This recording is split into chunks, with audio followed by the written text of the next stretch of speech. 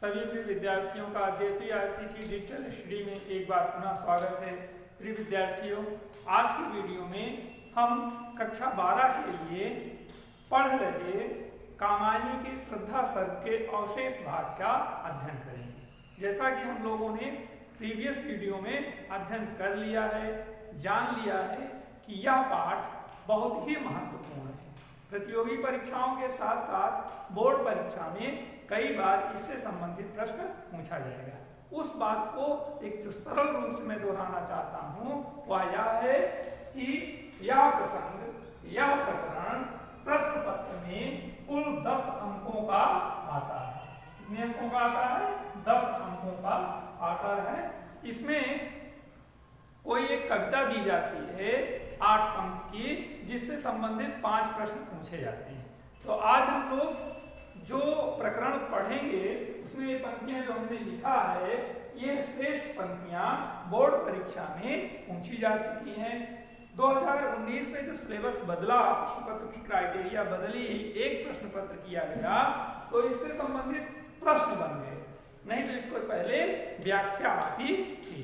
तो हम लोग इस शीर्षक में व्याख्यान के रूप में कविताओं को इसलिए पढ़ रहे हैं कि उसी व्याख्यान में उससे संबंधित प्रश्न का उत्तर निकल आता है। तो प्यारे बच्चों, आज हम लोग अवशेष श्रद्धा सर्ग का अध्ययन करेंगे।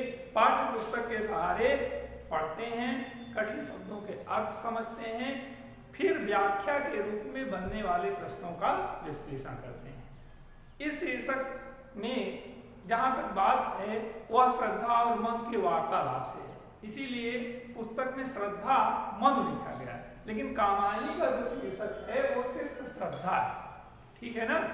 तो मनु और श्रद्धा के बीच हुए वार्तालाप को जयशंकर प्रसाद जी ने बहुत ही सुंदर रूप से पिरोया है। आज हम लोग दुखी मन को समझाते हुए श्रद्धा का आलेख पढ़ते हैं। लगा आगंतुक ने सा स्नेह। जो आगंतुक है वो कौन है? श्रद्धा है। तो श्रद्धा कह रही हैं, अरे तुम इतने हुए अधीर। अधीर का मतलब व्याकुल। आप अभी से इतने व्याकुल हो गए, हार बैठे जीवन का दांव, जीतते मर के जिसको वीर। वीर तो वही कहलाता है जो अपने प्राणों को न्यौछावर करके जीतता है, और वही वीर, वीरगति ना, उसको पॉपुलर प्रचलित शब्द है शहीद, उसका शुद्ध हिंदी शब्द है वीरगति को प्राप्त हो। तो वीरगति वही प्राप्त होता है जो अपने प्राणों की बाजी लगा देता है, न्यौछावर कर देता है। इस पंक्ति का जो उद्देश्य है वह यह है कि चाहे जितनी विपरीत परिस्थिति आए, कभी भी हमें हारना नहीं चाहिए, विचलित नहीं होना चाहिए। लोग सुसाइड कर लेते हैं, आत्महत्या कर लेते हैं, कभी भी ऐसा कदम नहीं उठाना चाहिए। तो विद्यार्थियों, आगे बढ़ते हैं और इन प्रभावित पंक्तियों को पढ़ते हैं। तब नहीं केवल जीवन सत्य, इसको आप ध्यान से सुन लें ना, यहाँ पर हमने लिखा भी है। ये श्रद्धा की बात है, श्रद्धा मन के लिए कह रहे हैं। इससे संबंधित देखिए, सिविल सर्विसेज में क्वेश्चन पूछा गया था, आईएएस में पूछा गया था हिंदी के दूसरे खंड में कि कामायनी में श्रद्धा, मन और इड़ा किसके प्रति है। तो ध्यान दें, इस कविता के 3 प्रमुख पात्र हैं। मन, श्रद्धा जिसका हम लोग उल्लेख पढ़ रहे हैं, और इड़ा। 9th में इड़ा सर्ग हमने पढ़ा था, तो किसके प्रतीक हैं इसको समझ लें। तो मन जो है वो मन के प्रतीक है, श्रद्धा जो है वो हृदय की प्रतीक है, और इड़ा जो है वो बुद्धि के प्रतीक है। ये तीनों को प्रतीकात्मक रूप से प्रसाद जी ने मान करके बिंबात्मक रूप से कविता को लिखा है।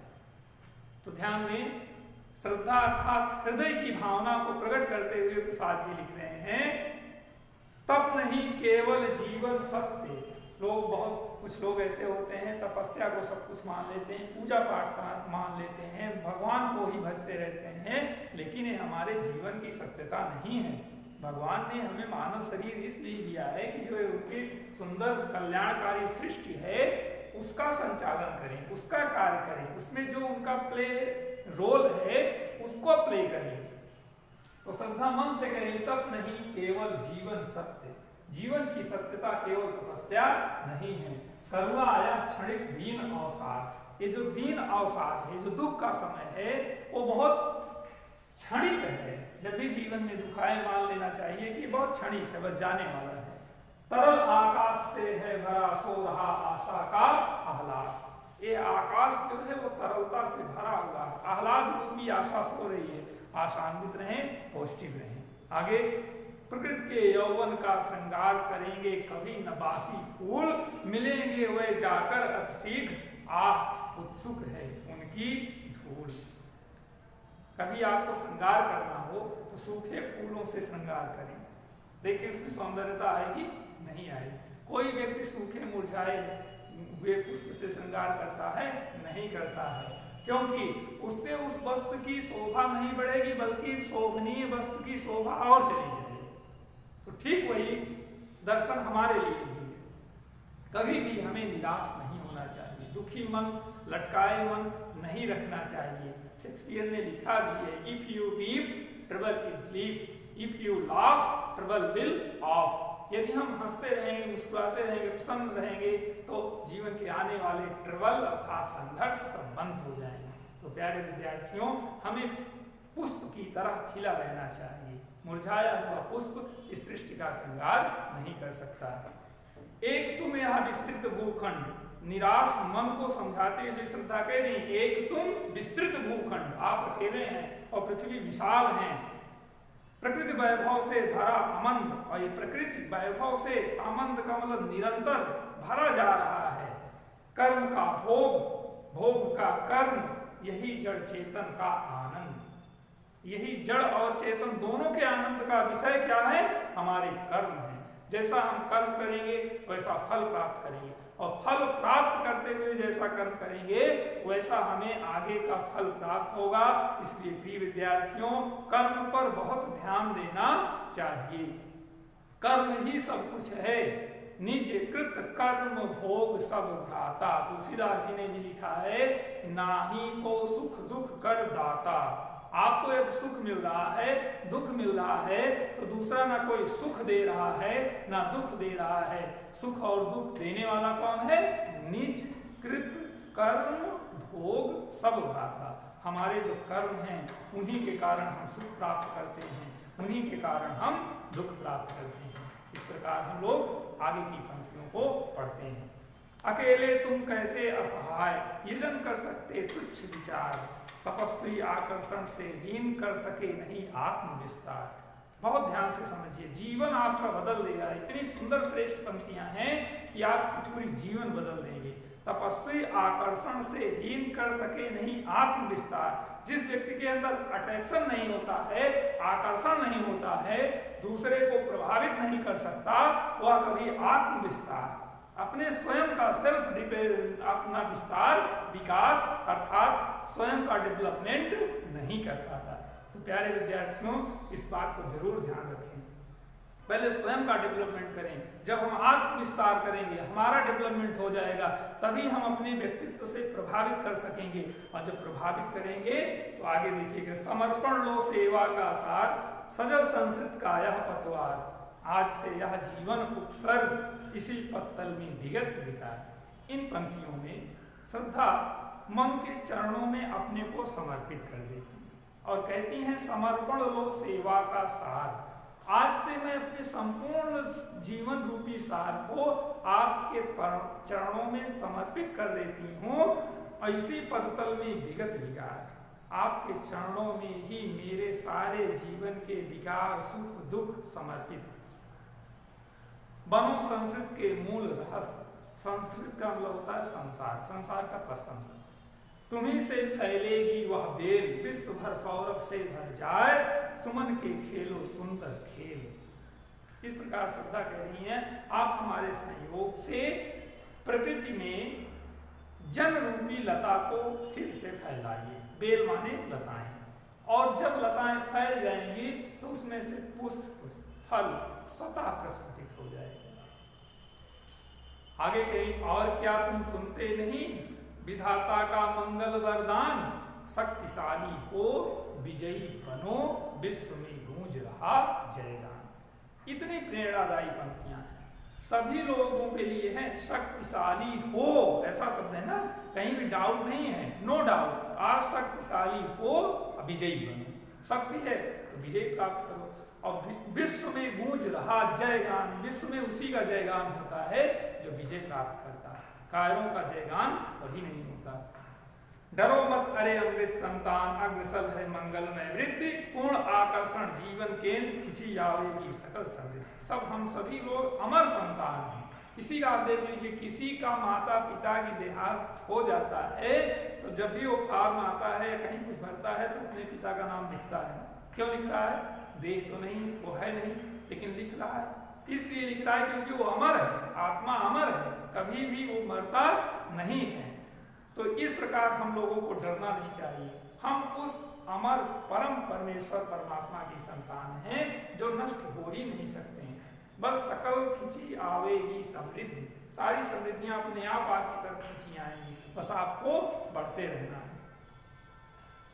विधाता की कल्याणी सृष्टि सफल हो, इस भूतल पर पूर्ण फटे सागर, निखरे ग्रहकुंज और ज्वालामुखियां हो चोर। जो हमारे बीच में जातिवाद, धर्मवाद, संप्रदायवाद रूपी खाई बन गई है, सागर बन गए हैं, वो फटे, समन्वय आए इसमें। उन्हें चिंगारी सदृश सदर, दर का मतलब अभिमान, सा लग गया उत्सर्ग साथ, अभिमान पूर्वक कुचलती रहे खड़ी सानंद, इसमें निशा लगा, आनंद पूर्वक उन सब व्यवधान को दबाते रहे। आज से मानवता की कीर्ति अनिल भूजल में रहे न बंद। अनिल भूजल ये तीन लोग हैं ना, भू का मतलब पृथ्वी, जल का मतलब पाताल और अनिल का मतलब आकाश, वायु। आज से मानवता की कीर्ति तो तीनों लोकों में प्रवाहित हो जाए। जलध के फूटे कितने उस द्वीप कच्छप डूबे उतराए, किंतु वह खड़ी रहे दृढ़ मूर्ति, अभ्युदय का कर रही उपाय। हमारे जीवन में चाहे जितने ही व्यवधान आए, लेकिन वो सब व्यवधान सागर में डूब जाएं और अभ्युदय आगे बढ़ने की दृढ़ मूर्ति खड़ी रहे। अंतिम पंक्तियों में लिख रहे हैं प्रसाद जी, शक्ति के विद्युत कण जो व्यस्त, हम लोग शक्ति के विद्युत कण हैं। मानव जो है वो सबसे ज्यादा शक्तिशाली है। विकल बिखरे हैं वो निरुपाय, लेकिन निरुपाय उपाय रहित होकर के सब बिखरे हुए हैं ना। जैसे साइंस में आप पढ़ते हैं न्यूट्रॉन, इलेक्ट्रॉन, प्रोटॉन, इसमें सब में बहुत शक्तियां हैं, लेकिन अकेले रहने पर कुछ नहीं कर पाते। जब उनको उनके निश्चित स्थान पर बना दिया जाता है, देखो परमाणु बम अपार शक्तिशाली बन जाता है वही परमाणु, लेकिन अकेले रहने पर निसहाय है, असहाय है। उसी प्रकार हम लोग भी जब बिखरे रहेंगे, यूनिटी नहीं आएगी, तो उपाय रहित होकर के दैव आलसी पुकारा करते रहेंगे। समन्वय उसका करे समस्त, विजयनी मानवता हो जाए। समन्वय का मतलब होता है एक दूसरे के गुणों से विपरीत होते हुए भी साथ रहना, एक दूसरे के गुणों से विपरीत होते हुए भी साथ रहना। जैसे दिन और रात दोनों का गुण, धर्म अलग अलग है लेकिन रहते साथ ना, माता पिता आदि आदि। तो उसी प्रकार से भले ही हम लोगों का स्वभाव अलग है, जाति अलग है, धर्म अलग है, लेकिन हम सब एक रहें, विजयनी मानवता हो जाए। अगर एक हो जाएंगे तो हमारी मानवता की विजय हो जाएगी। तो प्रिय विद्यार्थियों, इस प्रकार हम लोग जयशंकर प्रसाद कामायनी के इस श्रद्धा सर्ग का संपूर्ण अध्ययन आज कर लिया है। हमने पहले भी बताया था, इस बार 30% पाठ्यक्रम कम करने के कारण प्रसाद जी की जो कविता लहर की थी वो हटा दी गई। तो आपको सिर्फ यही एकमात्र कविता पढ़नी है, इससे संबंधित प्रश्न आएंगे। पीडीएफ के द्वारा हम अभ्यास प्रश्नों को हल कराएंगे। आज आप पुस्तक वीडियो के सहारे इन काव्य पंक्तियों का व्याख्यात्मक रूप से विश्लेषण करके आत्मसात कर लें, जीवन के लिए बहुत उपयोगी है। अगले वीडियो में हम लोग पुनः मिलेंगे, तब तक के लिए धन्यवाद।